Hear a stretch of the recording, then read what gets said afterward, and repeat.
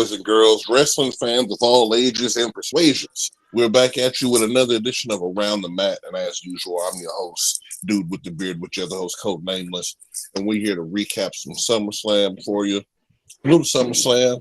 We'll talk about what's going on in Raw and seeing how we set up for Friday. What's going on, Code? What's going on, G? It's been a nice few days of wrestling, man. A nice few days of wrestling, and I'm Say the excited to get least. into it. Say the Um, least. Yes, sir. there's nothing much you could say. People are saying that this past episode of Raw is single-handedly the best piece of TV. Speaking strictly about Monday Night Raw and Friday Night SmackDown, the best piece of TV that Triple H has produced. And I have to agree. This Monday Night Raw was hands down one of the best, most exciting, unexpected pieces of media that I consumed this week. Yeah, I'd say it's definitely up there. It's definitely one of the better pieces that we've seen thus far. Um, but I don't know, man. That other episode of Raw when the Y6 first debuted, I thought that was a pretty cold piece of Raw too. So, but no, I feel what the people saying though. This thing was a cold joint too. That What's segment, this? that Yeah, segment, yes, probably was up there for probably top segment of the year. But I'm talking about the whole show from beginning to yeah, end. It felt like that 3 hours flew by so quick because you kept anticipating what was going to happen next. And with everything that happened in SummerSlam, there were segments of that show that you were just anticipating that you couldn't wait to bite into to see how the story was going to go. Um, we got some excitement set up from last week dealing with talking about the Y6 debut. We were ready for that match. And we'll get into it, but god dang, man, the Wyatt's debut was a piece of work right there. well, let's go ahead and get on into it. Go Yeah, ahead and yeah, regale us. Take us through it, young Les. for sure. So, Raw after SummerSlam. If people don't know, SummerSlam was everything that it was cracked up to be. It was from top to bottom. That show was everything that I think Triple H wanted to hit. There were little to no botches. There were little to no disappointments. There was little to no surprises as far as, well, I didn't see that coming. Pretty much everything that me and Fish has been talking about over the last few weeks came to fruition in one way or another. And Yeah. Raw following that SummerSlam felt like a Raw after WrestleMania. It was a very good A lot of uh, energy. coming home show, so to speak. If the Raw before the show, the pay per view is the go home show, this is definitely the coming back to home show, and it was a perfect piece of I want to say cinema because it felt like a damn movie. Raw starts off with Ludwig Kaiser, glad to see him back in the ring, Man, demanding that all of our gratitude be shown for the World man. Heavyweight Champion, the Ring General Gunther. And Gunther comes out looking like a million freaking bucks in that suit with that title strapped right around his shoulder. I mean, mm. And he A lot spent of four people hundred say, dollars man, worth of pyro. oh, he spent more than $400, and they said that his camp paid for it himself. It was at least $1,200 worth of pyro He said at because it least was 12. going off. It was going Yeah, off. man. Gunther comes into the ring, grabs the microphone, shakes the hand, and gives a half hug to Ludwig Kaiser, and then rattles off his bona fides. My name is Gunther. I am the Man. Ring General. I am uh, the King of the longest ring. reigning, yeah, longest reigning Intercontinental Champion in history. I am the King of the Ring. Now I am your World Heavyweight Champion. The crowd popped big for that. Gunther says that this title, this company has deserved better for a long time. And if you think what I did with the Intercontinental Champion was historic, just wait till you see what I do with this title now. And it got me ready for it. Long story short, he just kind of rattles off that nobody is better than him in the ring. He's above everybody. Everybody's basically street trash when it comes to Gunther in that side of that ring. Absolutely nothing will catch him off guard. And from this day forth, the legacy of this business, of this great sport, and Monday Night Raw belong to Gunther. And all of a sudden, Randy Orton music hits, and I was surprised. I said, "This ain't Friday, is it?" It ain't No, Friday. no, Yeah. sure wasn't. Gunther mirrored my sentiments because as soon as Randy Orton got into the ring, the crowd was chanting. Crowd popped big for Randy Orton because they didn't expect Randy Orton to come out either. They were singing his song like they do for Cody Rhodes and for Seth Rollins. And now that I think about it, only those three people get that kind of reaction from the crowd. I don't Hmm. recall the crowd singing anybody's song. Well, there ain't no words in Row Race theme, so if there was words in that, I'm sure the world would know I mean, well, it. there ain't no words to Seth Rollins songs either. Yeah, it is. Burn it They down. just nobody scream burn it down. They go They all scream. Yeah, they scream oh. burn it down the first come on. Burn it. And they, ah. They might catch And all it this down, but they ain't other- screaming burn it down when they hit. well, they screaming down, right? Yeah, at least they getting a quarter of it at least. They're They like, get oh, a it's gonna quarter of set. it. Yeah, oh, it's gonna set. Mm-hmm. Down. Yeah, come on, burn. Down! Yeah, right. Oh. Randy comes out and Gunther is smirking. He's tickled that Randy Orton is the one, if anybody, to come out I and don't know step why up. he tickled. He's I tickled. noticed that smirk too, and I'm like, dude. And the whole thing I was thinking the whole way down to the ring, I said, you don't even want to see Randy Orton. You didn't want to see Randy Orton in the King of the Ring, but then they started talking about it. Go ahead, Les. Take us through it. Oh yeah. The crowd is chanting for Randy. And Gunther admits he was wrong. That Randy Orton coming out definitely caught him off guard. So Off go. and look, he's not no bum that's gonna try to stick to his guns and save face. He had to admit, hey, you Right. you you caught me in a lie because that definitely caught me off guard. Hmm. Um, Randy go ahead and says, I came out here to congratulate you, Gunther, but that's not really my style. Right. I will admit, however, that title does look good over your German shoulder. You do. He ain't lying. Uh-huh. Yeah. Uh Gunther shakes his head, is still kind of smiling and is amused at the whole thing. Randy can't help but recall the fact that the only reason that Gunther is standing there as world heavyweight champion right now is because of him. Hmm. He said, "You might have beaten me at King of the Ring, but did you really beat me But at did King of you? the Ring?" And like I said on the show, I knew it. The crowd knew it. He said, even Triple H knew it. The whole world Yeah. knows it. And Triple H said that it's going to be rectified with the Gunther versus Randy Orton too, and that's the whole reason why Randy was here at the show tonight, because he's ready to call Hmm. that chip in. He wants to see Gunther at Bash in Berlin. Hmm. That he Gunther straight does. up says, "You know what? The fact that I didn't beat you clean, it put a stain on my record, and I want to rectify that. Happy that you came in here to make the challenge, but I'll tell you this, Randy. If them voices in your head are telling you that you can beat me in Berlin, the voices are lying to you." Thank God I got about 40 of them. Because somebody's telling the truth. He on this gambit. Ooh, you know how long I've been waiting for this? He Hmm. ready for it.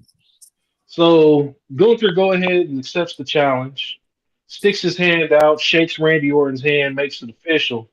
And then they both drop the mic. And this was a really good piece of editing right here. Not editing, but production, Hmm. because they left the big microphones off and got real close with the camera microphone. And he tells Randy Orton, "Just so you know, absolutely nothing catches me out of nowhere." And Randy Orton says, "Well, that's good because I want you to see it coming." Man. I said, "Well, all right. There it Right. is. 3 weeks. Bash in Berlin is going to be Randy Orton fighting for that WWE title." Now, I see a lot of people wondering why Randy Orton, a SmackDown superstar, is challenging for the World Heavyweight Champion, which is clearly a Raw belt. And I do watch. some Raw reviews and SmackDown reviews of other podcasters and things like that. And I got to tip my hat to JD from NY. If y'all don't know JD, he's one of the biggest IWC streamers and podcasters in the business, and he made perfect sense. Said, who else on Raw at this time would be story wise a good choice to put in front of Gunther? You can't have Seth Rollins, Drew McIntyre, or CM Punk because they're all in the thing with together. And as we saw later on tonight, Seth Rollins has even got to worry about Big Bronson Reed, but we'll get to that in a moment. You can't have Braun Breaker because he just won the IC title and he's caught up in that storyline. You can't have Andrade or oh wait, no, Andrade is on SmackDown, right? You can't have he named off some other people and said they're already involved in stories and whatnot. You can't have it be Damian Priest again because Damian Priest is now dealing with the Judgment Day fallout and what's going on with that. So it wouldn't make sense for him to be tackling that and trying to go back after his title at the same time. Now, not to say he's not going to, but at this point in time, there are so many people that could on Raw be a WWE World Heavyweight Champion, but none of them story wise at the time is going to line up and make sense moving forward, especially with how Triple H long term books stories. So I kind of thought that that was a good way to put it and should makes sense why a SmackDown superstar is fighting for a World Heavyweight Championship on Raw. Moving on though, after the Randy Orton and Gunther segment, we had Jackie Redmond interviewing Sheamus, saying that seems to Sheamus is having a lot of people, a growing list of names, trying to get their hands on Sheamus. And that list is also including Ludwig Kaiser, who's blaming Sheamus personally for the injury that he sustained a few weeks back. Sheamus basically says, listen, I'll fight them all. It doesn't even matter. Tonight I'm going to test Ludwig's little fragile ribs, and then next week I might put Pete Dunne on the shelf. I said, okay. Now he asked if everybody was ready for a banger. He goes out to the match to meet Ludwig Kaiser, who's already out there from the previous segment. Ludwig Kaiser doesn't even give Sheamus a chance to hit the ring before he jumps out and tries to start tagging him. And I want to say, first and foremost, that this was not a wrestling match. This was a goddamn fight, and there was no backing down in Ludwig Kaiser. Sheamus thought he was going to go ahead and get his shit in, but every time Sheamus tried to get some offense on, Ludwig Kaiser almost shut it down. I mean, Sheamus did get his shit in. We saw the white noise. We saw the Irish Curse backbreaker, the 10 beats of the bell ring. We saw the attempted at the Razor's Edge. He got into Texas Cloverleaf. I mean, he got his stuff in, but Ludwig Kaiser wasn't in there trading holds and signature moves. Ludwig Kaiser was in there slapping and chopping and punching and kicking, trying to do damage to Sheamus. And I will say it was a successful showing, even though Sheamus got the victory after Pete Dunne tried to interfere. Pete Dunne caught a V trigger on the outside, sprawled over the announce table, and then Sheamus slid back in the ring, hit Ludwig with a V trigger, and then a bro kick combo. 1, 2, 3. He got the victory, but Ludwig Kaiser didn't go out like no bitch. It wasn't them. It was never going to be a squash match with Ludwig Kaiser. And Ludwig Kaiser, even though he took the loss, I have to say, looked like $1 million in that damn ring. Yeah, Kaiser can go. And I'm surprised that Sheamus really won the match, but I don't know what direction they're heading with that. I guess we'll just see what happens there. Mm-hmm. Yeah, I don't get it. You'd want to push Kaiser, you think, especially since he's around Gunther and all of that, and Gunther is about to fight Randy Orton. Where's Braun Strowman? Why? I figured he need to pop up again. I ain't seen him since Damian Priest beat him. I don't know why he just popped into my mind, but yeah. I don't know. Hopefully they get Kaiser on a winning streak here sooner than later because he can really go, and it'd be a shame to just squander him in this kind of momentum that he's semi got just because of Gunther. So, like I said, we'll see what happens. We'll see what happens, but you're right. He needs to get some kind of string of wins together because we all know that Imperium, when they were together before they booted out the other dude, they were doing nothing but taking loss after loss after loss. And Gunther was the only one racking wins in for Imperium. So we Right, can't jump back on that train, right, especially because it's not Ludwig Kaiser only gets boos when he's insulting the crowd. Other than that, right, people are cheering for Ludwig Kaiser. right. He need a face turn or something. I don't know if he's still trying to I be don't a think heel. it necessarily needs to be a face turn, but they need to put some respect on Ludwig Kaiser. I don't want him being the happy, hey, thanks crowd for having my back. I don't want him to be a face in the natural sense of the word, um, like Damian Priest is trying to do right now. It's just not natural for his character.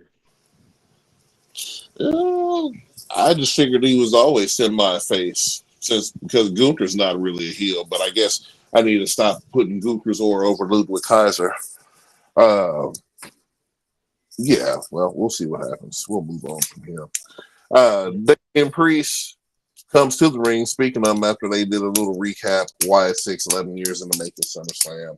You know, the whole shebang. Damian Priest comes out. Oh yeah, they were saying that it was 11 years to the day that the Wyatt Six first debuted in Baltimore, Maryland, Right. and they were going to be debuting the new Wyatt Six tonight in Baltimore, 11 years to the day. So it just all comes full circle. But yeah, take us away with Damian Priest and what he had to say. Yeah, so Damian Priest comes out, calls out Finn Balor immediately. Um, Pretty much talks about how he was screwed over and how he's not really mad about losing the title because he can win that back. He's more mad at the fact that Finn Balor screwed him over, which is, I guess, a logical sense, man. I mean, I'd have probably been more mad about the title. But it brings to the point where you're looking at Damian Priest and his whole psyche behind the situation. You can kind of see where Finn Balor is coming from. Once Finn Balor does start to address it. Long story short, Damian Priest calls WWE Universe his family, says it's his new family, they're going to support him and all that jazz. Wish the crowd seemed to be behind him, but they was behind him before. But Finn Balor pops up on the Titantron and talks about how he did all this to himself, which if you really kind of look over the course of the last few months, he kind of did do to himself. I see exactly what Finn Balor's talking about. I mean, you propelled yourself to the front as the leader almost even before you won the title. It seemed like you were propelling yourself toward the front, like you were calling the shots for real. You're telling people not to come out and help you when you're not a leader, not the boss. It seemed like you were trying to become best friends with Jey Uso. I mean, there was so much yeeting around the building from you, like it was ridiculous. Like you forgot you was in the Judgment Day. Like everything that he done, he really did to himself. Yep, And it really multiple all started times. last year when not screwed Finn out the title, but he kind of screwed Finn out the title. So Yeah, it was 100%. There was multiple times where you're absolutely right. Even before he got the title, he had the briefcase and he was putting himself in that position where he called himself calling shots, had the nerve, man, and this was addressed later in JD's vignette, but had the nerve to try to say who was and wasn't inside the Judgment Day. Um, right, and on many occasions, not multiple occasions, not just one, made it apparent that he thought that the Judgment Day needed him more than he needed the Judgment Day. right. So he put himself not only the lead as a leader, but above the Judgment Day. So where they didn't meet, like Finn said it a few weeks ago. What are we, your sidekicks? Man, man. So he nailed it. He hit it right on the head. And like I said, if your ass had eyes, you would have been looking at the nastiest one because it was right Hmm. behind your back. It was in front of you, behind you, and you should have seen how the implosion really took off once mommy was gone. Like you could see, you're like, yeah, I don't know how he didn't see it coming. Like I said, I once mean, it was before that. I mean, we've said multiple I mean, times before yeah, Rhea Ripley got hurt that she was the glue that held Judgment Day together because it looked like they had all the gold, but they were seconds away from imploding at any given minute. And it No, all for came sure. down to the friction between Damian Priest and the rest of the group. Well, I wouldn't even say that. The friction was going to be there regardless because of how he treated the situations and was treating them like sidekicks. But once Liv Morgan slid in there and she got all of them on her side and virtually to see a different side of the coin, that's when, like I said, it was over once she got them tag titles. I felt like it Mm-hmm. was over. It was a wrap. That Mm-hmm. was the final frosting. Like, yeah, we about to get these folk up out of 100%. here. Mm-hmm. 100%. So then after, And you helped Dom beat his daddy for the first time ever. for the Like, first time ever. good Yep. night. Yeah, it was a wrap. Yep. And to solidify that point, Damian, after Finn Balor made all those valid points to Damian Priest as to why he's no longer part of the Judgment Day, the camera pans out and it shows the new version of the Judgment Day. I don't want to call them the new Judgment Day, but they cut the fat, so to speak. You had Carlito, who seems to officially be part of the Judgment Day now, JD McDonough, Finn Balor, Dom Mysterio, and Liv Morgan, all as a unit together. And Finn Balor says, Priest, you might want this fight, but I'm not going to fight you. Why would I? It doesn't matter. You don't matter. Who will fight you, though, who's deserved it, who's earned it, is going to be JD. And when you get comfortable, when you least expect it, and when you've almost forgotten about me, that's when I'll be there to stab you in the back over and over and over again. And it won't just be me. And that's when the camera pans out to show the full scope of the Judgment Day, saying that it's not just going to be me that's bringing you this justice. It's going to be all of us. Mm-hmm. Yeah, and we're gonna definitely see it happen. Um, it's just like you said, full circle. The rise and fall, the new Judgment Day. This is where we at now. Absolutely. Man, let's check y'all on off. Goodbye. hmm After that, we had Adam Pierce backstage on a phone call talking to someone, probably talking to Nick Aldis about having Randy Orton on his show and how good it was going. Mm-hmm. He's on a phone call and is interrupted by Big Bronson Reed, wondering why Sheamus got beat last week by Bronson Reed, and yet he's got the match tonight. He's got the interviews tonight. And Nick Aldis says, I understand you're frustrated. I mean, not Nick Aldis, but Adam Pierce says, I understand you're frustrated, but that match was already booked in advance. And Bronson Reed waved that off. He ain't trying to hear that. He said, there's Man, always an excuse with you. Every time I come to talk to you, there's a damn excuse. So I see if I'm going to find a way to the top of the mountain, that I got to carve that path myself. And he just walks off. And everybody was like, well, at least me. I was like, okay, well, big words from Bronson Reed. We'll see what he does next week or the week after. See what he does in the future. Little did I know what was about to happen later on that night. But we'll get man, to that in a minute. After that, we had Lyra Valkyria versus Shayna Baszler. right. Shayna B. And I'm not gonna lie to you, I didn't give two shits about this match. I I didn't didn't give a either. damn about what was going on. I fast forwarded to the end to only to see that Shayna Baszler Lost. was beaten by Lyra Valkyria. And then Lyra got jumped. Well, she didn't get lose. She didn't lose to Lyra Valkyria. They got disqualified because 2 minutes, literally 2 minutes into the match, the rest of Zoe and them slide into the ring and stomp the shit out of Lyra Valkyria, who had, and commentary made a point to note that she came out by herself because over the last few weeks, this new group of Shayna Baszler, Zoe Starks, and Sonya Deville has been taking out all the friends, the party girls, and Selena Vega. They've been taking them out left and right, leaving Mm-hmm. Lyra Valkyria to fend for herself. And 2 minutes in, forcing a disqualification, so giving the victory to Lyra Valkyria. They jumped her, this, that, and the other. Brings out damage control. Again, Yeah. not interested in what's going on here. Damage control comes out and send Zoe Starks and them out of the ring, saying that they're number one on top of the charts in the women's division. Well, You're no not. belts. You're not even close. Man. No belts, no heat, no interest. I'm not feeling these women's factions right now. There's nothing that they're doing that's compelling to me. And I'm not saying that women's wrestling is bad because if you are a fan of the Clearly, show, right. you already know that we love women's wrestling and we have Trying to high tell you. hopes for these women. But what they're doing right now is dog shit, and we don't. I don't give a damn about these trios women's faction. I don't. Yeah, it don't make sense, especially without a trios belt. But we've talked about that so many times. I don't know why you insist on having trios if you don't have a trios title. It just does not make sense to me. But anyway, like you said, we saw that DQ, blah blah blah, shift on over to a promo with the Final Testament and Christian Cage. Talking about what's been going on the last few weeks with the New Day and talking about how all good things must come to an end and moving on to putting the New Day behind us, pretty much. Pretty much saying that they're going to destroy and put the final nail in the New Day coffin. Man, Honestly, I'm not gonna lie. Don't care about this feud either. They've been I feuding with the New Day forever, and it's just yeah, getting old and tiresome at this point. I Sick of seeing Paul Ellering and the AOP do absolutely nothing to try to go for the tag team titles. Sick of seeing I'm sick of Karrion seeing Karen Cross Cross.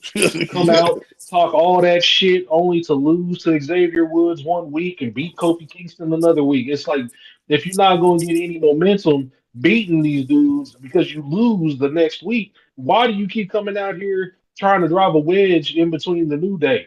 Xavier Woods is not never, ever going to join your crew. And why are you trying to recruit more members to your team to do absolutely nothing? To do nothing. And my only thing is maybe they're just getting their money's worth because his contract is coming up. It's the only reason why I can think he's getting as much TV time as he's been getting. But other than that, dude, there's just you killed Karrion Cross 4 years ago. Like y'all should have left it at that. He should be wrestling somewhere else, getting repackaged, coming back later to WWE or something else because you killed him. You killed all his mystique with Jeff Hardy on Monday Night Raw.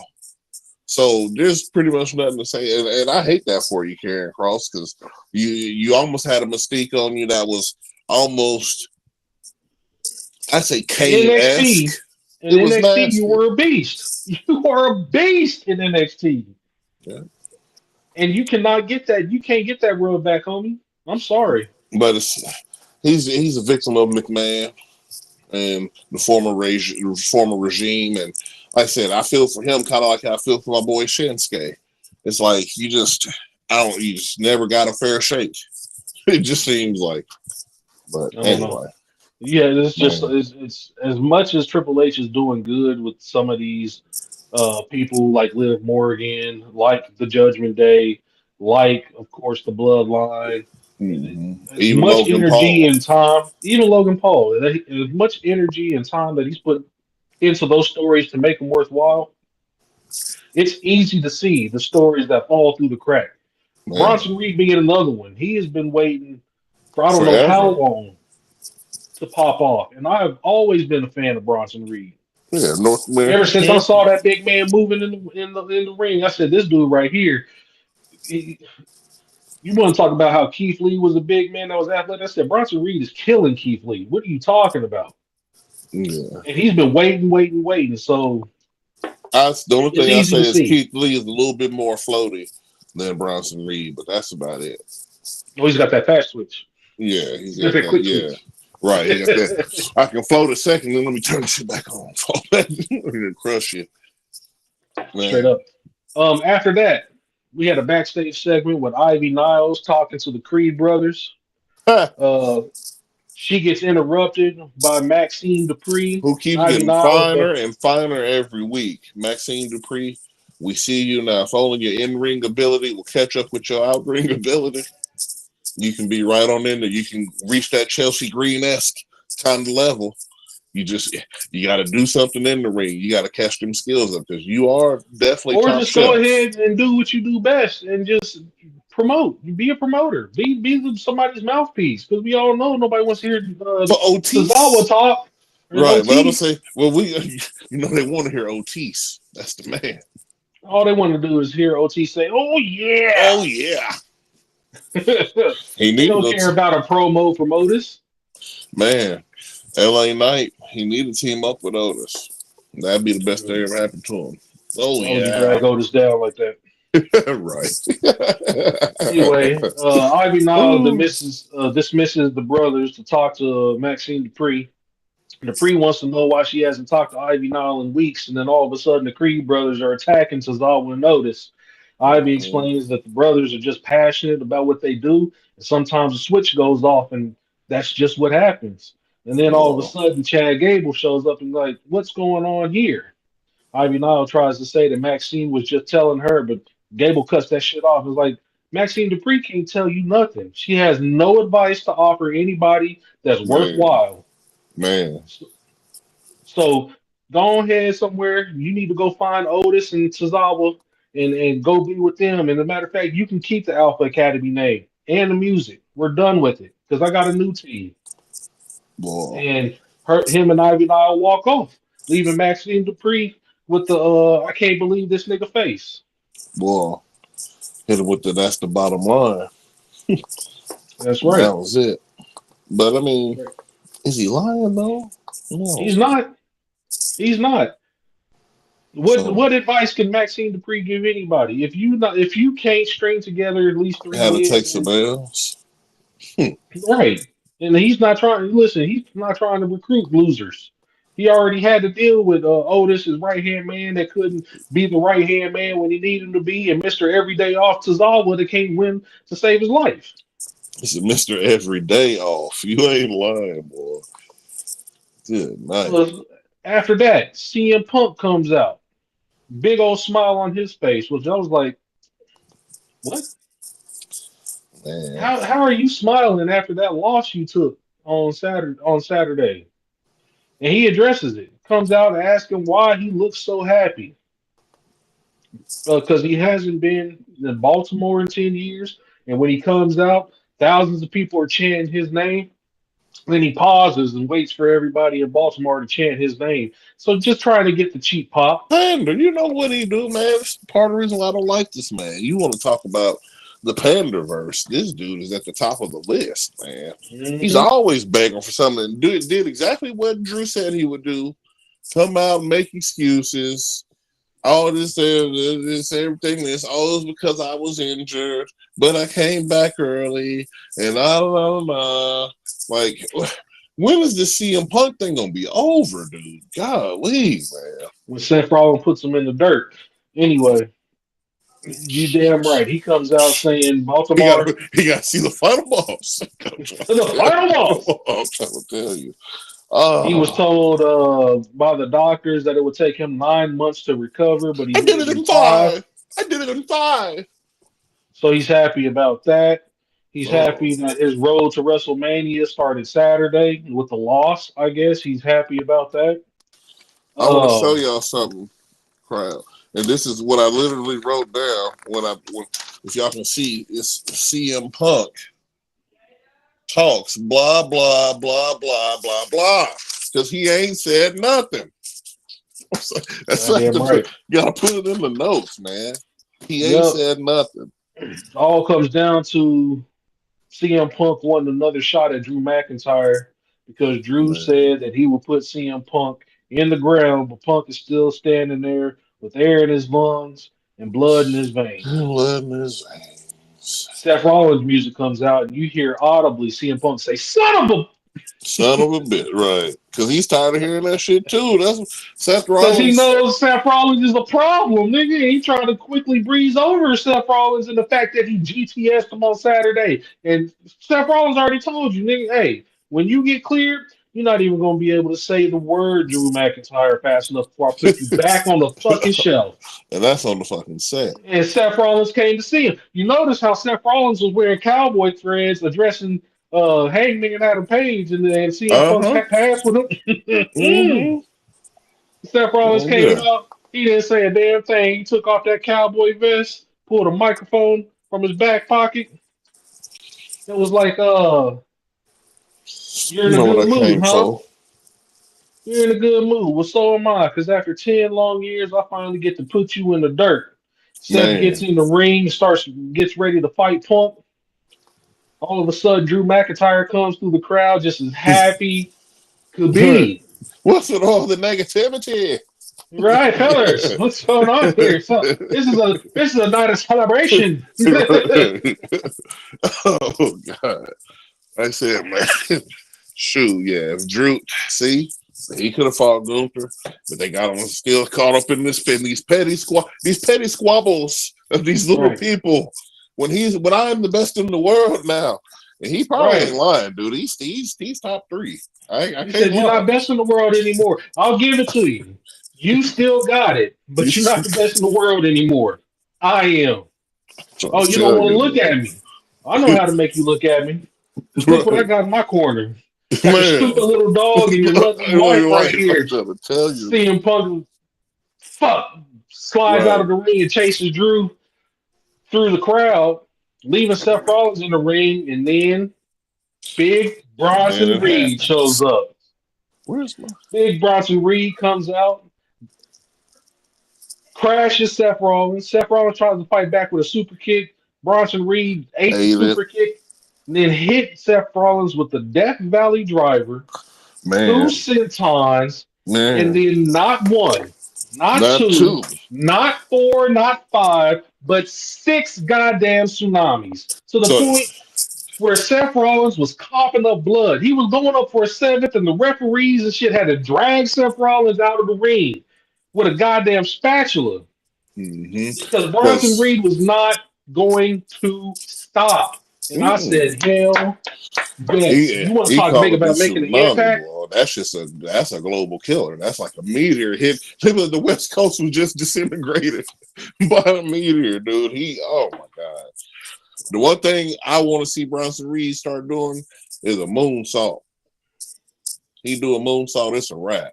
It's Nah, a he needs to wrap. stick with that tsunami because that motherfucker is It's deadly. dangerous. It's dangerous. He don't even jump. He just let me just fall off this. He Boom! fall off. He don't go to the top ropes. I mean, he do go to the top rope, but he don't sit on the turnbuckle. No, He's he like, jump all I off the need is this rope. foot. Yeah, I need this foot on the rope so I can get this momentum. right, right. And Seth Rollins caught all six of them goddamn tsunamis. Oh my god! Boy, because after he hit that third one, I was like, boy, it looked like he got a few left in him. Then he went back up. I said, oh God, bro, I had to keep writing in my Yeah, note. yeah, you're absolutely Like, right. After he hit the third one, he went like 3 steps up the ramp and then turned back around and caught him on the other side, like right. boom, boom. I said, this nigga. And then he hit a sixth one. I said, oh my God. This nigga Seth Rollins is dead. He's done. Dead. Dunzo. He was coughing up all kinds of blood. They rushed Oh, Seth Rollins to the hospital. Jackie Redmond backstage with Adam Pearce asking for an update after the commercial break. Seth They Rollins is said dead. Seth Rollins is officially dead. We're getting ready for the obituary. Right. Oh, he's Becky not. Lynch will Hold give on, the hold on. eulogy. Oh, no. Oh, he's not. Okay, well, my bad.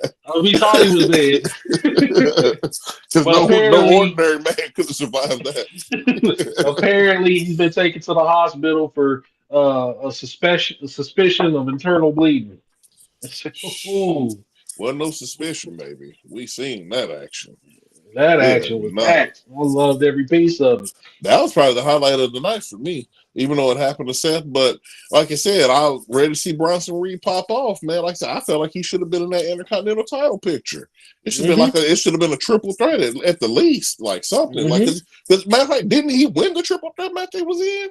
Or something like that? Bronson Reed, he won that, and then he had beat Sheamus like a week later, or something like that.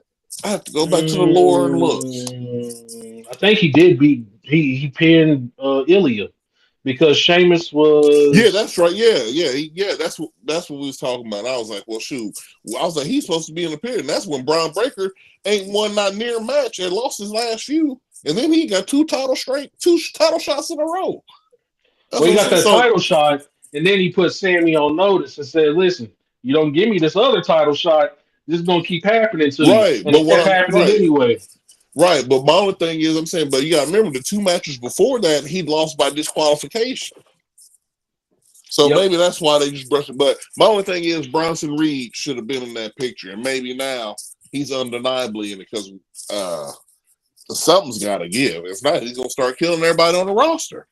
He needs to. He needs to go 2 or 3 weeks just killing niggas left and right. He needs to. Oh, you know who he takes out next week? He interrupts the IC title match by taking out Sami Zayn. He gonna hit him with about 1,000,000 tsunamis, and then after that, who will be another good one for him to try to get? I'm gonna have to stew on that one. I keep wanting to say Braun Strowman, but I don't know where he's at. If you can beat Braun Strowman, that'll propel you so far.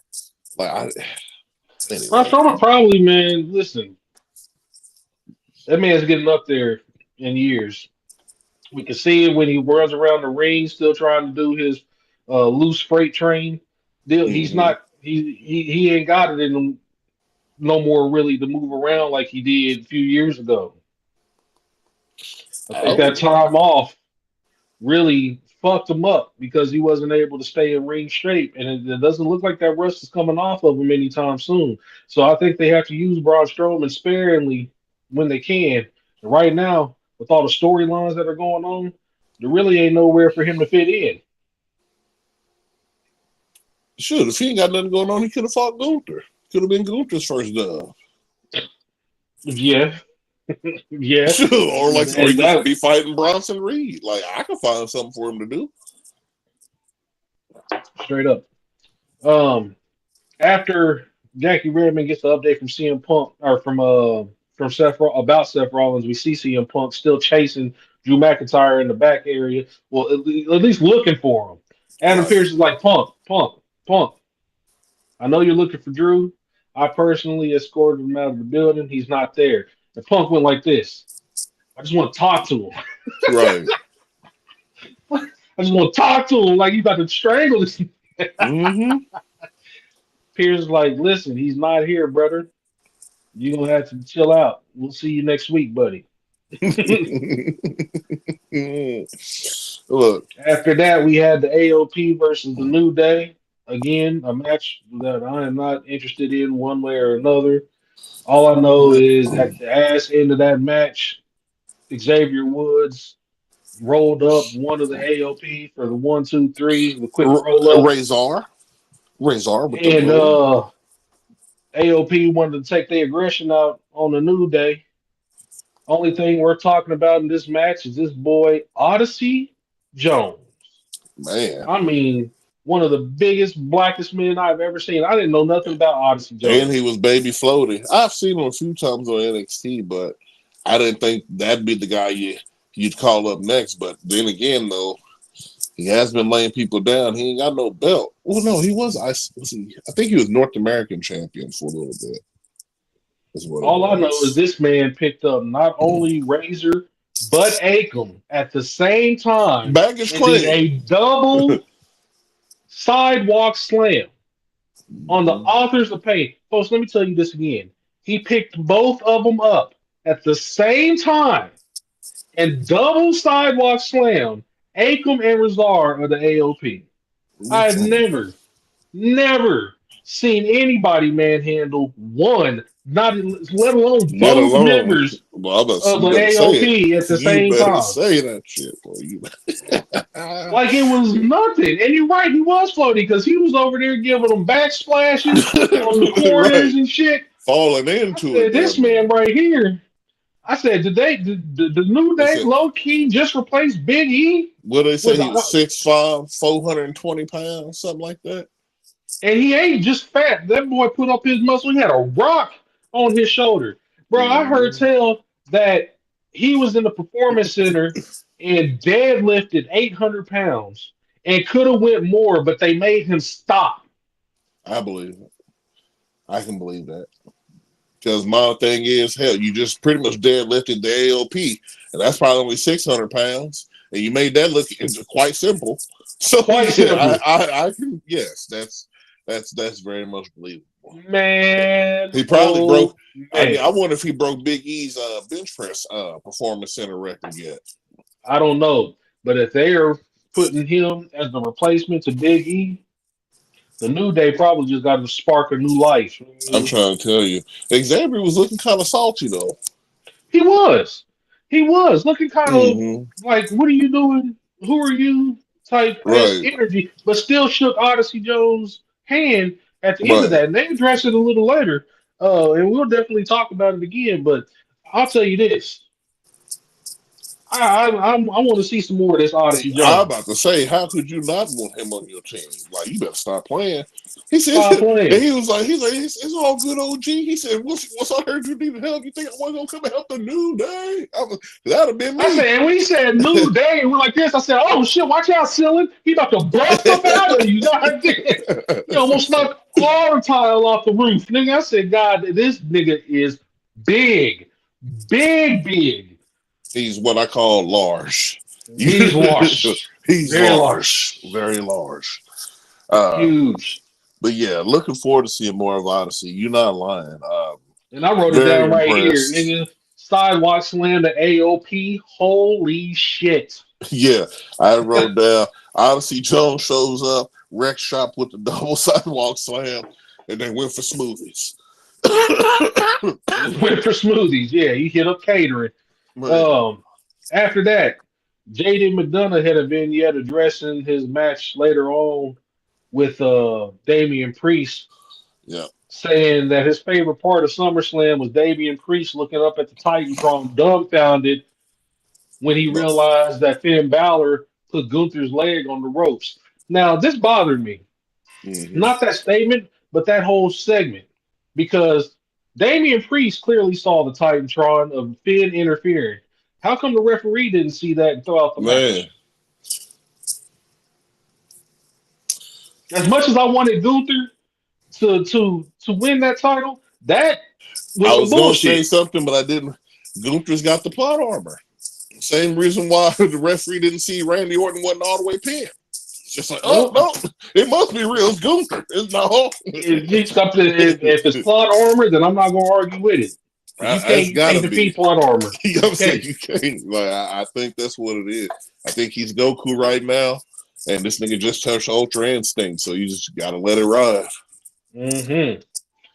JD says Priest never wanted them in the Judgment Day, but now look at you, Priest. You're not in the Judgment I'm Day. in the Judgment I'm Day. a world champion, and you're not. Talking about the tag team titles. And he says tonight JD is gonna make Damian Priest suffer. I Right. said, all right. Backstage, we get that segment with Odyssey Jones and Kofi Kingston celebrating about dealing the blow to the final testament when Xavier Woods comes in and is surprised that the two men know each other. And Right. Woods is like, I didn't know that you two were cool like that. And Kofi Kingston went ahead and explained, like, hey, when I was doing rehab at the Performance Center, me and Odyssey Jones bumped into each other and became friends. And Odyssey Jones was like, yeah, when Kofi told me that y'all needed some help dealing with these New Testament, Final Testament goofs, you know Right. I was going to come help the New Day. And before Xavier Woods, who clearly was showing a disinterest in the whole thing, I'm trying to figure out exactly what he doesn't like. Does he not like the fact that Kofi Kingston has a friend he doesn't know about? Does he not like the fact that Odyssey Jones was called in to help the New Day when he feels like him and Kofi were enough to take him out against the New Testament? Or was it for the simple fact that he felt like Odyssey Jones was filling up the role of Big E? Because I immediately thought that this was Big E's replacement. Not so much replacing Big E, but the New Day need A that third third member. heavy. They need that You heavy. need a powerhouse. You need it. And And I'm that's trying to figure out exactly what Kofi or what Xavier Woods' problem is. it's the first two. It's the fact that Kofi didn't even mention that this thing was going to happen, so the lack of respect. And then the Yeah. third thing, like, did you even talk to Big E about sliding somebody in his spot? Is he really done? I mean, we know for it seemed like for the foremost part, he's probably done. But I mean, the jury's still out. So I can understand the sentiment behind both, but I think it's both for him. I think it's a combination of both for sure. Yeah, I think you're absolutely right. The fact that he didn't know anything about Odyssey Jones showing up, being out of the loop, even though something is going on within his group, it got his Mhm. can cause some friction for sure. But I also think that a little bit, he's probably upset because a little bit, just a tiny bit of what Karrion Cross has been saying about Kofi Kingston wanting to hog all the spotlight and have everything about him is kind of reigning true because Kofi Kingston is out here making moves and doing things without consulting Xavier Woods in the slightest. He Mm. didn't tell him anything about it, being friends with or running into Odyssey Jones. Didn't tell him anything about Odyssey Jones coming to help him with the Final Testament, and just left him to be as surprised as the Final Testament did. So Right. I think you're right. That lack of, professional respect in that end, and it's not even professional respect. Y'all supposed to be the best of friends, and now you didn't know Supposed to anything be. about this. You've been recovering for weeks now, so this Right. has been going on. It's been in the works. Yeah. So I think that's probably the biggest issue that Kofi or Xavier Woods has happened, but the tension was dispelled when the Alpha Academy comes in and Nakazawa starts hitting the dance to Whatever kind it of ease the is. tension, and they kind of faded away and treated it as a problem to be addressed in a later day. Absolutely. Yeah. Um, After that, we had a match between A Town Down Under and the Awesome Truth. I cannot stand the The Awesome Miz Truths and the intro. Miz's entrance. I can't either. Every time, because the Miz has no goddamn rhythm. He has no understanding of music clearly. Like you have two words to say. What's up? And then awesome truth. Like I don't get how you're missing this every single time.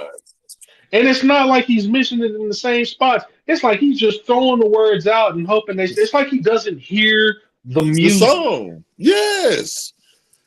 And Oh it God. pisses me off that they don't have him just stop altogether. It makes me so mad that I fast forwarded through the match. Like it made me that upset. Like I didn't even want to watch the match because I'm like, you have got to be fucking kidding me. It makes it seem like R-Truth did what he did at the end of this match on purpose. Because what ended up happening was The Miz got a hot tag from Truth and was single-handedly handling A-Town Down Under by himself. Mm-hmm. The Miz was about to win the match and pin Grayson Waller, and Truth tagged himself in. The referee sees the tag and doesn't count when Miz goes for the pin. Then Truth picks up, I think it was Grayson Waller, picks up Grayson Waller for an AA, spins around and hits the Miz all in the back of the head, sending Miz out of the ring. The Truth does his AA, then goes to look for the Miz. Miz is not there. Austin Theory hits A Town Down Under on the Truth, and they end up winning the match. And Miz, realizing what has happened, is on the outside, kind of distraught, slides into the ring, and then the camera stays on him. And I thought at this point the Miz was going to go ahead, skull crushing finale or truth. But they ended up shaking hands, hugging, saying it's okay, and moving on. Again, a problem to deal with another day. But the fact that Truth did all that, I'm being petty and saying he did it on purpose for the fact that the Miz keeps coming out and fucking up his song that he's been doing for the last 25 years. And yeah, you notice he didn't even drop the verse this time. No, he didn't drop the first. He said, cut this shit off. I'm sick of this white boy fucking up. What's up is supposed to be my thing. I'm the queen Whoa, it to you, and you fuck it man, up every goddamn time. man, man. Oh well. A-Town Down Under won that match then. Okay, that's the only They note I didn't win against have. Awesome Truth. You damn right. After that, we have a Damian Priest vignette addressing JD's vignette Madonna, earlier on. Madonna. And I gotta give it to Damian Priest, man. That boy is one hell of a promo. Oh, you're the Puerto Rican Roman Reigns now. He's one hell of a promo. He basically says JD is so dumb that he doesn't even he said realize that he Finn said with a Balor, head that big. right, Yeah, right, with a head that big, you got a yeah, brain this small. You man. don't even realize that Finn Balor is sending out you.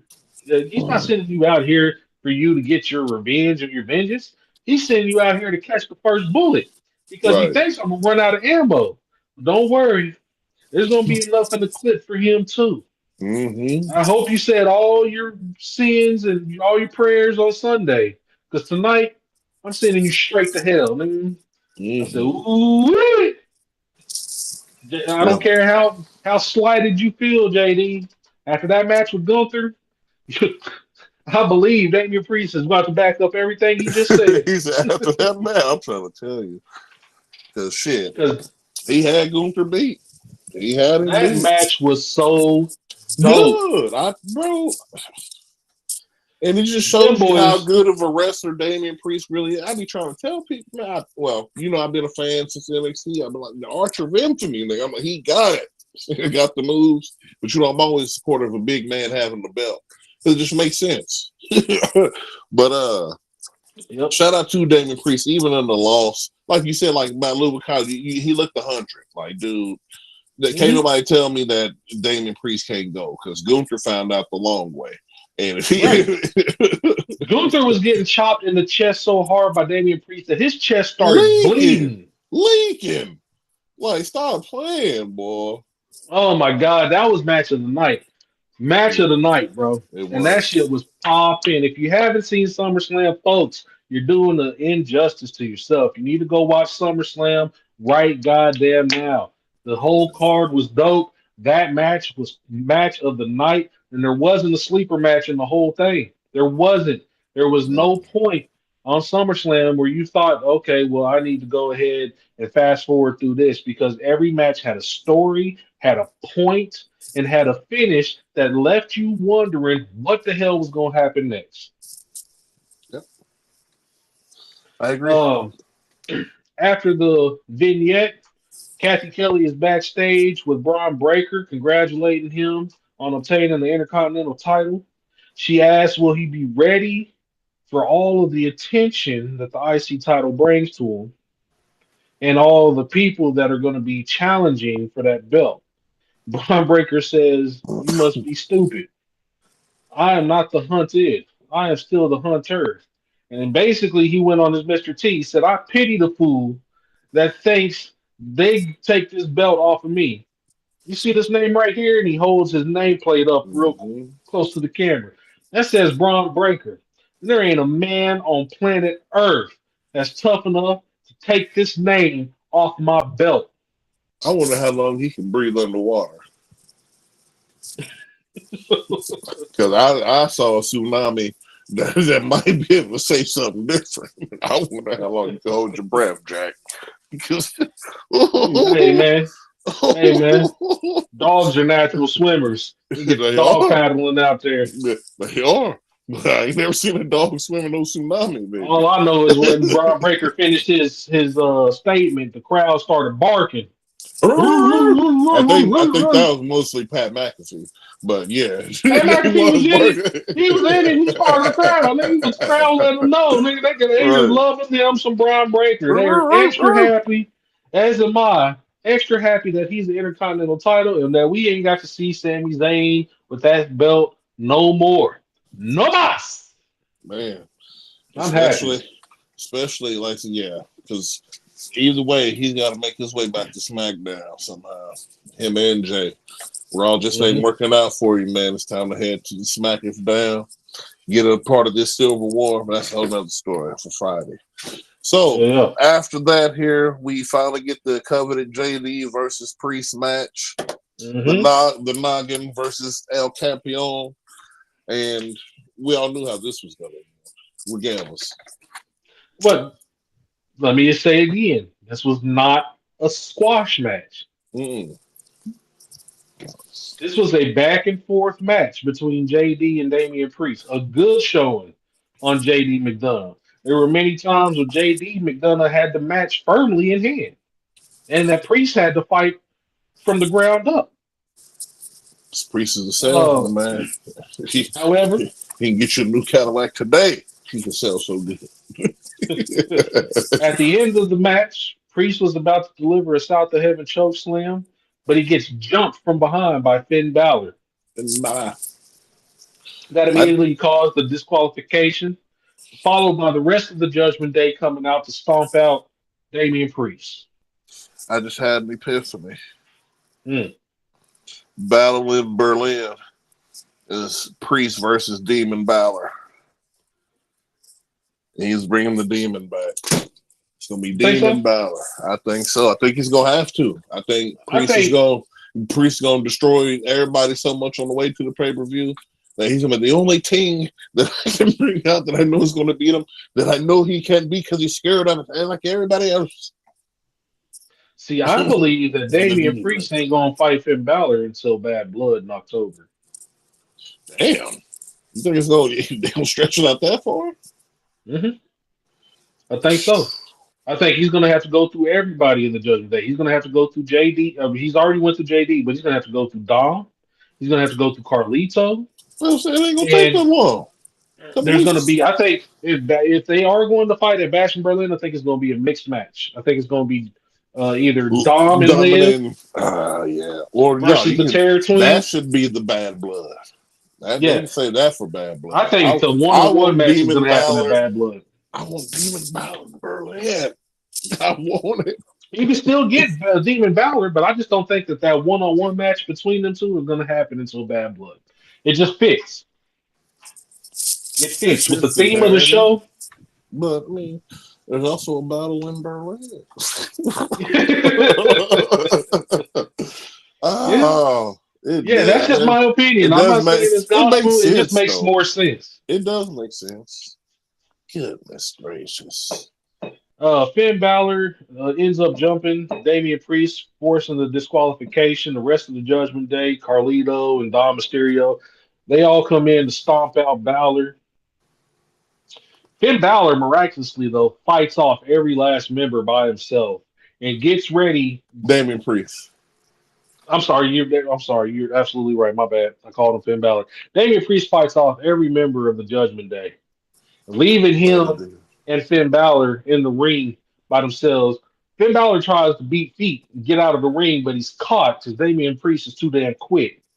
Right. Damian Priest sets him up for a razor's edge, and Liv Morgan makes the save, pulling pulling Finn Balor's feet and then stepping in between him and Balor so that Balor can Right. get away because Damian Priest is not going to hit Liv Morgan. Because this was the That 90s. brings out mommy.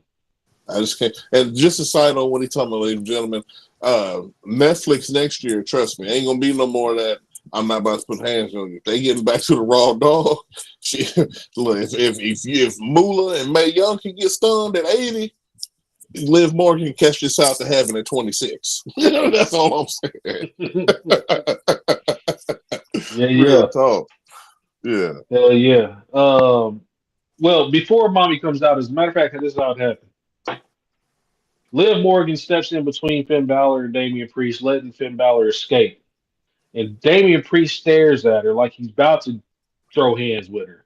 But Dominique Mysterio comes in and chop blocks Damian Priest. And he and Liv Morgan start stomping on Damian Priest, which brings out Rhea Ripley. Crowd went absolutely ape shit when Rhea Ripley's music hit.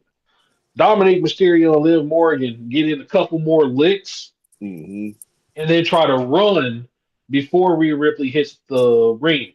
Rhea Ripley bypasses the ring altogether and runs around the ring and catches Liv Morgan on the escape before she can jump the barricade.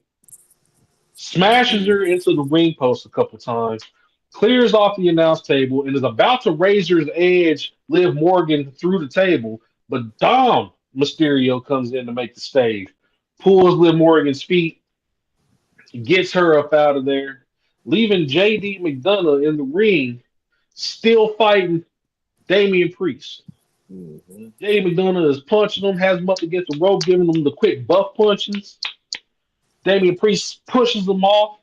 JD turns around and is face to face with Rhea Ripley. Mama. Headbutts the dog shit Nigga, out of if that JD. wasn't the Glasgow kiss, you can't tell me that it wasn't, because I thought she was Drew McIntyre for a second. Wound that motherfucker up. Oh, and you could hear the fucking thunder throughout the whole arena. Like, good night, boy.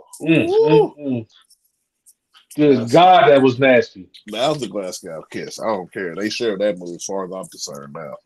Headbutted the dog shit.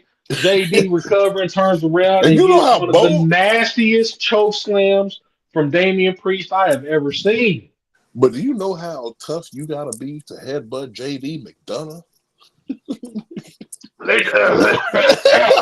you know how? Right. Right. They said it earlier, but this is apropos. It's like two goddamn Rams headbutting each other for dominance. And Rhea Ripley headbutted the dog shit out of JD. I'll give it to JD. He probably didn't see it coming. And he caught every piece of it. Like that bitch, you won't see it coming, but I promise you'll know.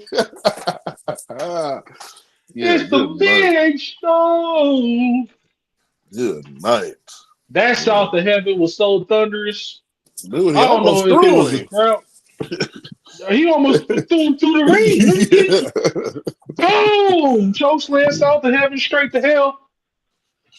And then commentary said it. They announced them as the Terror Twins. We knew that they were the Terror Twins back in NXT, but for them to be the Terror Twins now is a whole different ball game, because both of them are probably the biggest faces that WWE has in wrestling right now. Besides Roman Reigns, who's above brand right now because he's a free agent. He's a free agent, which means he can show up on SmackDown and Raw, which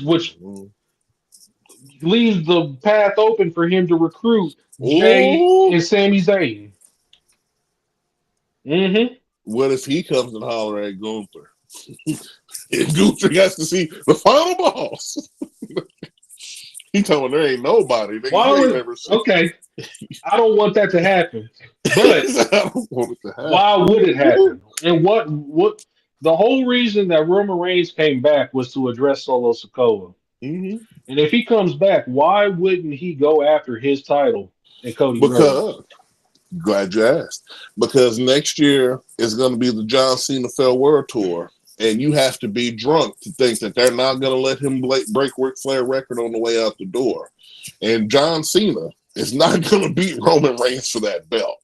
So I can see Roman Reigns going to take that heavyweight belt if he just needs the belt for the moment. And then anybody is beating Gunther for that belt, I can see it being John Cena for that.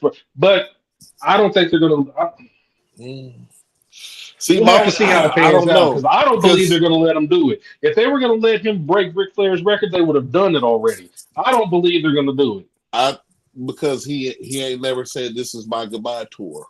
Everybody gets a title on the goodbye. 2025 is going to be my last. You're not. I'm talking. Just wait a second. I'm talking about before. You said they would have done it already. I said, yeah. He never said this was his farewell tour before. Oh yeah. This is his farewell tour. They're gonna give him a belt, bro. I'm telling. They did it for Goldberg. They did it anyway. They're gonna give John Cena a run. First of all, they did it for Goldberg because he had Saudi money, and so there's no other option but to put the belt on him. They're not paying John Cena Saudi money. They're paying John Cena probably the most money, maybe more money than everybody else is getting besides Roman Reigns. I was about to say they ain't getting more money than Roman Reigns. Hell no, Roman Reigns ain't got the belt. The tribal chief. Shit. Right, and if Roman Reigns ain't getting the belt, what makes you think John Cena is? I don't think so. That's what I said. That's why he gonna go take it off Gunther, because you said he's above brand. He can do whatever he wants. He can do whatever he wants. Just like Randy John Cena cannot though. And I am a firm John Cena fan. I am too, but they let that man. They call him the GOAT. You better not beat Gunther for that goddamn belt. I'm telling you, because then he's going to riot. You want to know what's going to happen? Gunther's going to lose. I mean, Gunther's going to beat Randy in Berlin. And then John Cena's going to end up beating Gunther. And then John Cena's going to drop the belt to Randy at WrestleMania. I'm telling you. Because he's the next in line. I know. No. I know. John Cena ain't sniffing title gold at all. I don't want him to. I'm just looking at He's not. I'll bust you in the head with this bottle. It's not going to happen. And at the end of the day, by the time I wake up, John Cena's still going to get that. Is there still air in Jon Stewart's lungs? You said what happened? Is there still air in Jon Stewart's lungs? Yeah, probably so. Then he's not going to let it happen. All right, Jon Stewart! There you go. I don't know, man. He prevented John Cena from doing it 7 years ago, whenever it was. But like I said, 7 years ago, he was breaking into Hollywood. He wasn't ready for his goodbye tour. Since you're up here, and you already know how Bray Wyatt felt about you. Anybody but you, John. Look, he said the same thing about ain't gonna let it happen. He ain't gonna have no choice, man. It's C Nation for the last time. They gonna give him one, bro. I'm telling you. No, I better go see Bob Breaker for the IC title because that's the only goal he can sniff. I don't want it to happen either. It's not. I'm telling you. Stop putting it in the atmosphere, Fish. They ain't put it when he said he's going to. He was already said he didn't say nothing about going for that goddamn title. You the one saying that shit. He said he's gonna win the Royal Rumble. That means he's going for a belt. No, he didn't. He said it's gonna be his last Royal Rumble. And you think he's gonna lose it? Is he gonna be in a Royal Rumble match, or is he just saying this is his last Royal Rumble pay-per-view? In the Royal Rumble match, they're gonna let. I'm telling you, if let me calm down. If Cody Rhodes 2 years, they gave this nigga 3 years to finish the story. You don't think they're gonna give John Cena a 6-month farewell tour? Nope. Good night. Nope. Because everybody wants to see matches that ain't been seen before. John Cena is not about to pigeonhole and back himself into the corner to only fight 2 or 3 Ain't nobody seen Cena versus Gunther. CM Punk want to see him. Who cares about CM Punk? Nobody. Exactly. If CM Punk ain't sniffing that belt, neither is John Cena. Because them two niggas fight each other. CM Punk ain't Cena. I tell you that. And I'll tell you. Anyway, I know. But it's gonna happen. It's unfortunate. It reminds me of the 2017 NFL season when Peyton Manning said he's gonna retire. I said they're gonna let Denver win the Super Bowl. And lo and behold, they won the goddamn Super Bowl. Hey, this nigga didn't even throw one touchdown in the game. That's how much it was said. That's how much it was said. I'm telling you. I refuse the 5 fucking moves of death to get this nigga the goddamn championship. I refuse. Look, you thought it was a travesty when Trump got shot at and he was leaning on the ear. Let me be up in the rafters like Sting with the. Good night. You're out of here, Cena. You're out of here, buddy.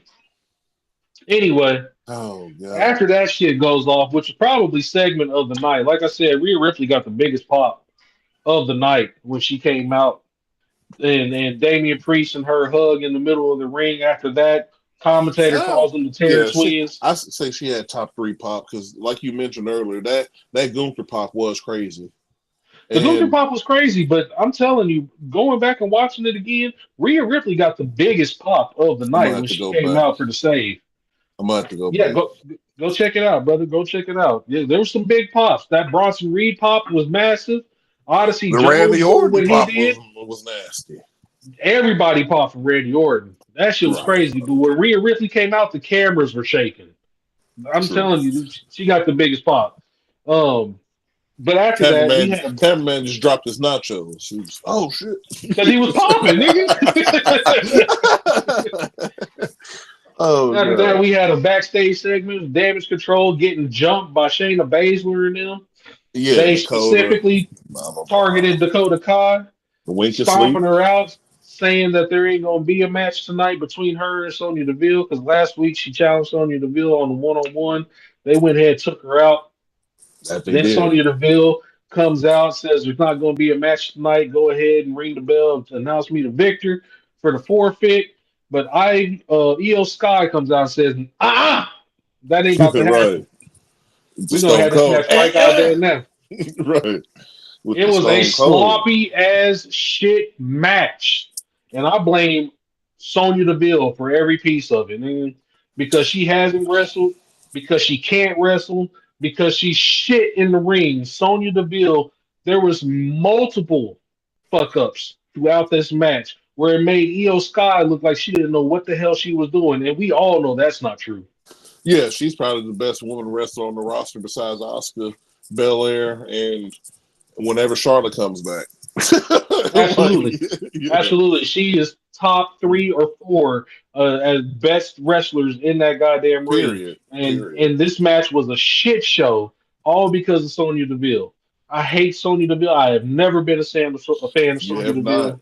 You know, we Uh, were both Mandy fans. We was with Mandy, but yeah, that Cruella. It was just something about her. Cruella Deville is not it, bro. Sonya Deville is not it. And it showed. It was apparent all through this match.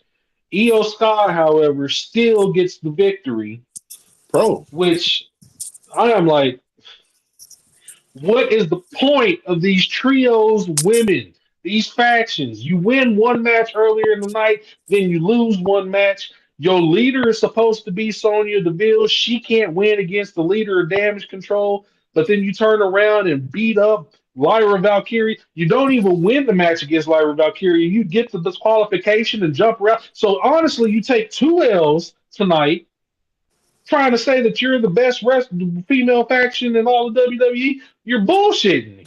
And the answer to your original question, you said, "What senses make none?" I got the answer. It makes no sense. That's the answer. It makes no sense at all. For The one, women's division on Raw is absolute dog terrible. shit. But we said that at the draft. We said Yeah. once they had drafted Bianca and Cargill signed over there, but not even that. But once they had got her and they had got Bailey and Nia Jax, bro, we knew it was over. I said, "Oh, there's all the talent over there. It's gone." Yep. Yep. They spent their draft picks on Lyra Valkyria, who I could care less about. I don't care. Man, I mean, I see her in her little pay-per-view matches to right. where With she respect, she knows can go. nails. She's tough as nails. I give you that. But I don't care about any storyline that you're a part of. There is no way that you can tell me that you are teaming up with the party girls and it's going to be interesting television. It can't be. These bitches are so boring that they took the belt off of them in 3 weeks. Man. And I feel like we didn't spend too much time talking about them. Let's go ahead and get Moving them on. on. Oh, yeah. Let's get them on out of The here. main event. Oh, well, hold Chad on. Gable. Before that, we had the Sami Zayn and Jey Uso promo when they was in the back. I don't know. Did you catch that? Oh yeah, Sami Zayn tells Jey Uso Yeah. that he talked to Adam Pearce and that he set up an Intercontinental title rematch next week against Braun Breaker. Right. And after they came back from commercial break, they announced that this match is going to be a 2 out of 3 falls match for the Intercontinental Championship. I missed that So part. Okay. 2 out of 3. yeah, it's going to Put be a that two out of down. three falls match. So I'm assuming that it's going to take either the entire second half of SmackDown or of Raw, like the third Oh, hour, we lost you there or for it's a going to. second, Cole, but I'm thinking he was saying anything that's going to take the entire hour for the last bit, or maybe at least a good 45-minute kind of match. When you get those Yeah. 2 out of 3s, it's really hard to determine how long it's going to go, to be quite honest with you. But in regards to that, though, we were seeing him backstage. He was talking about Uh-oh. Not sure what happened to Fish, but if we're still alive here, um, basically we were talking about the 2 out of 3 falls match. After that 2 out of 3 falls match, it could take up the first hour, it could take up the second hour, it could easily take up an entire hour of Raw. So with the 2 out of 3 falls match coming on, I definitely see Braun Breaker winning. Most of the time, out of the 2 out of 3 falls match, it happens to be a back and forth where Braun will probably win the first fall, Sammy will win the second, and then Braun Breaker will finish with the third. I would be happy, but surprised if Braun Breaker wins both of this falls back to back, and it's only a 30-minute match because the simple fact that Sami Zayn lost the Intercontinental Championship in less than 6 minutes at SummerSlam. So if Braun Breaker beats him, boom, boom, and Sammy doesn't get any falls, I would be surprised but happy. But normally, when you get a 2 out of 3 falls match, it is a back and forth with the third fall being the most important. So that's what I'm anticipating, and I'm anticipating that it takes up either the second or third hour of Raw. And ladies and gentlemen, if you've been with us, I don't know how much of that you caught. We had a technical difficulty that just sprung up on us here. But we were kind of both saying the same thing because you had disappeared for it and I had disappeared. Because just shout out to Rumble though. I mean, we still mess with y'all. Get it together though. I was saying to the folks pretty much the same thing. It'd be probably about a 45-minute match. I can see it going back and forth just simply for the fact that Sami Zayn was a former champion. I don't think you just let him get squashed like that. But I was still hitting on to the ends of the promo when Jay Uso was talking about, oh, you're going to be a double champ. You're going to get that title back, and then we're going to go holler at the Judgment Day for those titles, too. And you're going to be a double champ. And I just think once all those L's compile, it'll just put them back into the grasp of Roll Ray, and they'll be back on Friday. Right. I thoroughly see the fact that Jay Uso and Sami Zayn have been linking up the last couple of weeks. Is them definitely hinting that they're going to be part of that bloodline civil war. Got And to. I will tell you right now that Roman Reigns is not going to allow anybody to be champion before he holds gold. He's not. It's not going to be a Judgment Day situation where they just running around with the tag team titles and the top dude doesn't have the belt. So we can go ahead and chalk up that L right now to Sami Zayn and Jey Uso with that Judgment Day Tag Team Champions. And if they're gonna be going over to SmackDown to fight the Wolfpack Bloodline, they're not coming over there with the tag team titles over on Raw. That's just not going to happen. So I'm not even worried about what Jay's talking about. Sammy being a double champion. Sammy's not going to be a champion. Period. We've already seen that he had that belt for what, 3 months, 4 months. He's had his title since it. Mania, or didn't he win that Mania? No, he won that Money in the Bank, didn't he? No, he beat Mania. Gunther at WrestleMania. I'm like, what? You're right. You're right. Yeah, you're right. So you're right. But Sami Zayn is not a factor anymore. He was never really a factor to begin with. The fact that they let him beat Gunther's reign is some bullshit, but I'm not going to get into that because I'll rant about it for another hour. Underdog from the underground. No, he's not an underdog. He's Sami Zayn. Anyway. The underground.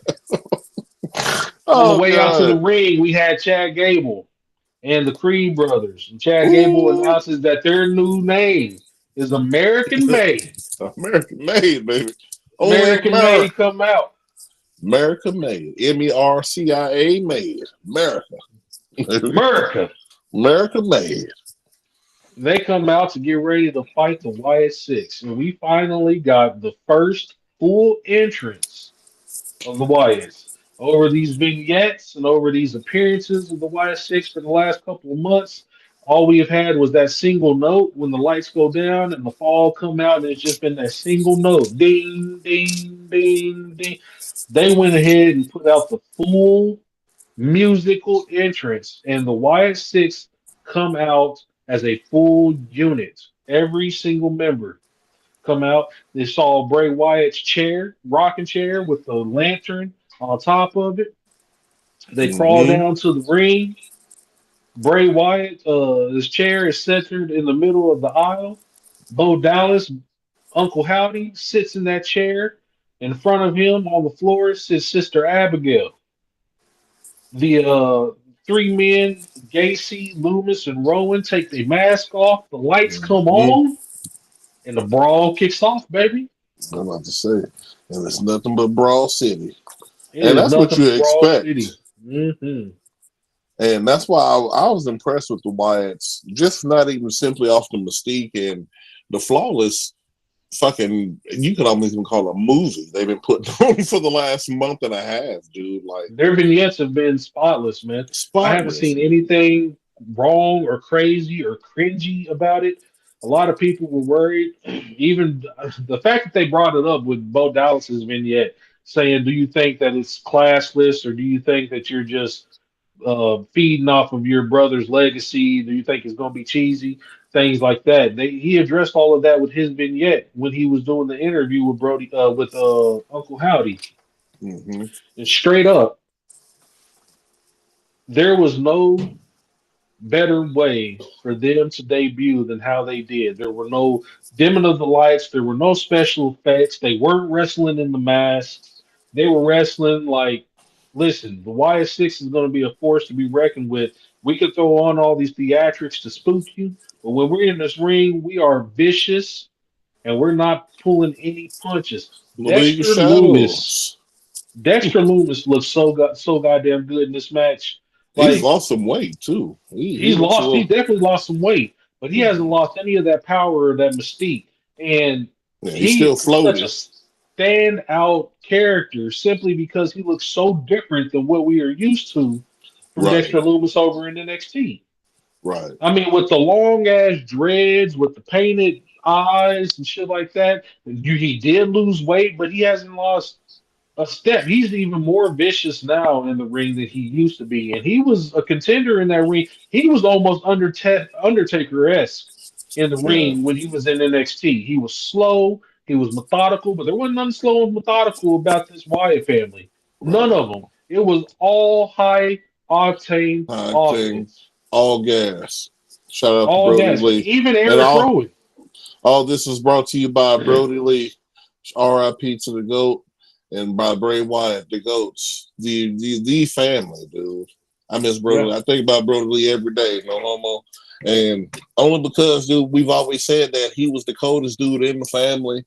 And then when he finally got his shine and everything, the Lord was like, that's enough, dude. And it hurts me every day. But shout out to Brody Lee, nigga, forever on that. Yeah. The match officially starts with Dexter Loomis chasing Gable around the ring on his hands until Gable, freaked out, tags in Julius Creed. Loomis hits a running back elbow on Julius Creed, then picks Creed up from the ground into a spine buster. Like Man. straight up just lifts him from the ground into a spine buster, driving him back into the mat. He follows up with two running elbows and then a nasty looking leg drop from the ropes. Loomis then tags in Gacy. Gacy does a quick overhead belly to belly suplex and tags back in Loomis. They do a double team neck breaker onto it was a neck breaker backdrop combo. And then the fight between both teams break out, ending with Eric Rowan basically power bombing Dexter Loomis out of the ring onto American Made. Yep. Good God. That was all before the first commercial break. After the break, uh, Chad Gable had the upper hand against Gacy, um, but he was trying to slow down the match because, like I said, the Wyatt family were going all gas, all octane. American Made did a dope ass three moonsault move where one of the Creeds hit a moonsault, a standing moonsault. The second Creed hit a moonsault from the second rope, and then Chad Gable hit a moonsault from the top rope. It looked nice. All the moonsaults looked fluid. Didn't look like anybody was struggling to hit them. Gacy, however, makes a tag to Eric Rowan after hitting a double clothesline on the Creed brothers. And Rowan picks up the pace with some swift offense on all three of American Made by himself. He was basically got the hot tag and was handling business inside the ring. He then did a little homage to Brody Lee with a slingshot senton over the top rope. He got to clean that up a little bit. You said what? I said he got to clean that senton up. Yeah. He's not as floaty as Brody Lee. He was just right. Homage, like you said, yeah. But if he don't do it though, you gotta clean it up just a little bit because Brody did it right. He said Brody did it right. Eric Rowan did what he could over that top rope. Man. Let's see. The Creed brothers are taken out by Gacy and Loomis with some Uranagis onto the announce table. Strong Uranagis too. Some strong Uranagis. And then Rowan hits a face palm slam. I don't want to call it a choke slam because he grabbed Chad Gable's face. I call it a mush slam. The mush slam. Yeah. Good God. Gacy then power bombs Loomis onto Gable. Oh And Loomis yeah, hits a top rope splash for the 3 count. little I baby frog mean, splash. their offense from the Wyatt Six, And I'll call them the notice, three fifths, the well, and three fifths notice, of the just Wyatt quick Six. second, Yeah, that yeah. Dexter Loomis is always the power bomb me.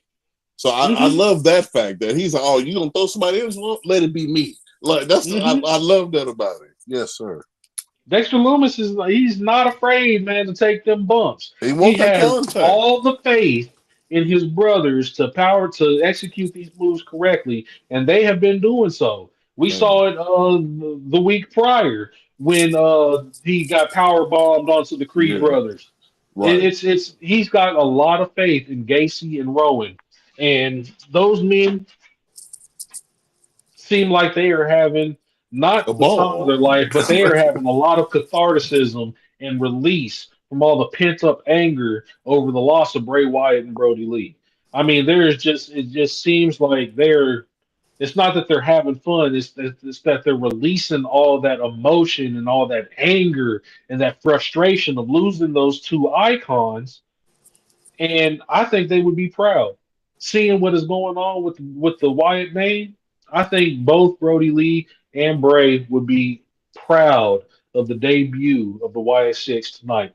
That For the sure. match was amazing. The match was did everything that they needed to do to propel the Wyatt Six as not only a force to be reckoned with, but a Hmm. tag team that could easily win those championship titles and no one would bat an eye at it. They deserve something Right. better than those titles. They need a faction title. We've been saying this forever, but if they did have a trios title or just a faction title, the Wyatt Six would be easily, my hands down, number one. I would put them over the Judgment Day, put them I over the would too. Bloodline. I will put them over. Well, hold on now.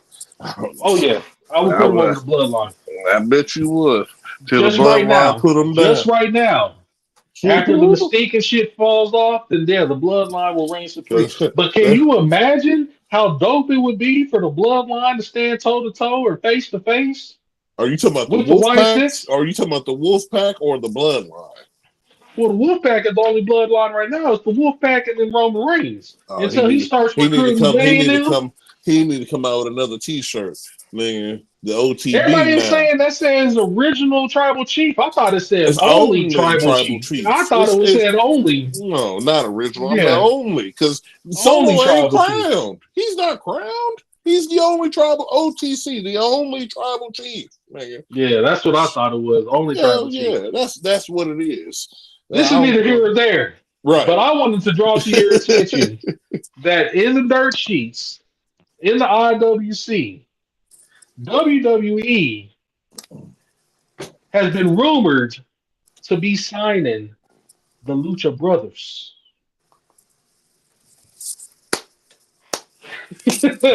The Lucha Brothers very well may be coming to the WWE. And on top of that, they've also rumored to have signed the Motor City Machine Guns. I No, don't they know if you didn't. know anything about Motor City Machine Guns, but Alex Oh Shelley and my them, God, they can go. You want to talk the Motor about? City Machine Guns can go. But you talking about the Lucha Brothers? It's a ride, bro. Those trios Nigga, on some merch way. Y'all ain't never seen Mexicans in boots. You ain't never seen, bro. If they make it there, they're gonna throw Andrade in there. You need to bring Ricochet back, and that'll be the coldest fucking faction. You want to come and you want to talk about some hands tossing, skywalking? Oh, hell, if you put Phoenix, Ricochet with Los Trios Los Muertes, nigga, it's over. It's the 40s group in history. but they only bringing Pentagon and Phoenix. They ain't say nothing about Pat. That's all you need is Pentagon and Phoenix. That's all you need, though. That's That's what all I'm you need talking is about. Pentagon and Phoenix. Well, I wouldn't even Man, I want said nobody Triple H is else. making moves like that. Lucha No, Brothers. Oh my God! I mean, no. I've heard for a couple of weeks that they're doing Motor City Machine Gun. I said that's gonna be cool, but are they gonna fall into the whole Bullet Club scenario, the Gun They Club, could. They could the OC? if Cody need a faction. Because the OC, you don't see them so much. I was when they showed up at that tag team gauntlet a few weeks ago, I said I didn't even realize that they were still on the roster. Because you don't see the OC not anywhere. Gallows and Anderson, you don't see them nowhere. No, And I would not. hate for Motor City Machine Guns to be signed to WWE only to fall into that realm. But the Lucha Brothers are undeniable. And I just googled it when you told me. They got articles as of an hour ago talking about this. Yeah, dude, Hmm. they might be heading on. The Lucha Brothers are undeniable. I want to see where the Motor City Machine Gun land because I've No, been a fan of theirs since TNA, since right. since since Impact Wrestling, since before it was Impact Wrestling. When it was called TNA, I had been a fan of Motor City Machine Guns. Those two tag team wrestlers had they were up there. A lot of people will disagree with me, but they were up there with the likes of the Young Bucks. They were up there with the likes of Kenny Omega and Okada. They were up there. They probably weren't the best, but good God, they were at least top five I tag I'd teams say in the world. I'd put them up there with the Briscoes. I'd put them The up there. Briscoe brothers. The Briscoe Yeah, brothers was dope. You yeah, can't sleep on the Briscoe brothers. They were dope. Some smash mouth old school wrestling. man. I love the Briscoes, and I'm sad that one of the Briscoes passed away. And Right. and I haven't really watched their whole run in AEW. But the Motor City His Machine brother Guns, been running with he's been running with what was it, Orange Cassidy and them, I think, for a little bit. I thought he was running with Jeff Or was Jarrett it? and them. No, I don't think it was Jeff Jarrett. I act lucky here. I thought it was the other dudes, but either I way, think it was man. Jeff Jarrett and Mustafa Ali. No, it wasn't Mustafa Ali. What's that boy's name? Saddam Singh. And the dude that does the lethal comment, Jay Lethal and them. No, he's been running with we were both wrong. I don't know why I thought it was it. He's been running with FTR and Darby Allen. That's kind of weird. Darby Well, I Allen. guess He not. ain't with best friends no more. Darby Allen was never with best friends. Darby Allen was with Sting, remember? Darby with the pink Oh, that's hat. right. That's Yeah, right. He was yeah, Sting's son. That's right. right, yeah. Darby Allen and Hmm. FTR. Yep. What a weird ass combo. See, I don't watch That's what I AEW. said too. That's We it. gotta I get said back that's kind of into weird. it, but well, that's a weird ass combo right there. I have heard though over the last month or so that AEW's creative has been going through the roof. A lot of people fell off, me included, because they had a lot of great wrestling, but their stories weren't going anywhere. They were just Right. kind of going in circles. The last time I watched Samoa Joe was still a champion, and I mean even his beef with Swerve Strickland was okay. Mhm. I just want to say okay. That was the hottest thing moving, and they only gave him like 15 minutes out of a 2 hour show, so there wasn't really much to talk about when it came to AEW. And there's nothing to talk about now. We're about to wrap them on up. Yeah, yeah. AEW, you step it up, and then you'll be featured on the show too, prominently. But, ladies and gentlemen, hopefully we got good news with these Lucha Bros. We'll see here because if they trip WWE, they're going to totally change the landscape of that tag division because they not messing around. If they This is let by them be the far, Lucha Brothers, because you know yeah, AEW was lax on what you can and can't do in the ring. WWE has strict policies and things like that. Like that package pile driver, that's going to be a no go. You ain't gonna be able to yeah, package pile driver nobody. You ain't gonna be yeah. able to be flipping the Ray Phoenix. You ain't gonna be able to be doing them back springs over the commentator table and shit like that. You're not gonna be able. They're just not gonna let you do it. So I want to see how Stipulation. restrictive they I are. I don't know, man, because like I said, 2025, this thing go back to rated R. So we they might let them. Like, hey, boy, get down how you live. Yo, if they do it and sign them for that NXT deal, I mean for the Netflix deal, It's a wrap, dude. it's gonna be a whole nother ball game. Yeah, by far my favorite tag team. These dudes, they're just beyond. If y'all have never, Yeah. y'all need to look up the Lucha Bros. If you've never seen them, you need to look them up because, by God, dude, you Matter of fact, if you want something to watch right now to see how good the Lucha Brothers are, you all need to go watch that match between Ray Phoenix and Will Ospreay. That match was bananas, bananas, and that's just one half of the Lucha Brothers, Ray Phoenix. Both of these boys can go. It's not mine. Zero metal, zero fear, bro. I'm trying to tell you, there is no fear in the heart of Ray Phoenix, no fear in the heart of Pentagon Jr. I can't wait. I can't wait. I need him there now. So we'll see what happens with that, ladies and gentlemen. But on the next note here, we're going to catch you here for the SmackDown review and the SmackDown portion of SummerSlam when we get there. Talk about the future landscape and what's going on in WWE.